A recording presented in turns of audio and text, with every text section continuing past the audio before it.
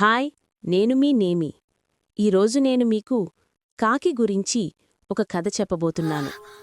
ఒక వేడి వేసవి రోజున ఒక చిన్న కాకి నీళ్లు కోసం ఎగురుతూ వెతుకుతూ వచ్చింది. ఎక్కడ చూసినా నీరు లేదు. కాకి చాలా దాహంగా అయింది. చివరికి ఒక ఇంటి దగ్గర ఒక చిన్న కుండ కనిపించింది. కుండలో నీళ్లు ఉన్నాయి, కాని చాలా తక్కువగా ఉన్నాయి.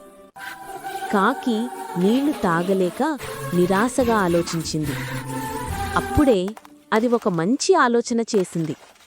దగ్గరలో ఉన్న చిన్న రాళ్లను ఒక్కొక్కటి తీసుకొని కుండలో వేసింది. మెల్లగా నీటి మట్టం పైకి వచ్చింది.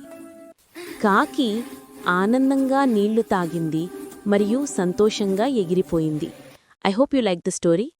Like, share, subscribe to my channel. Bye.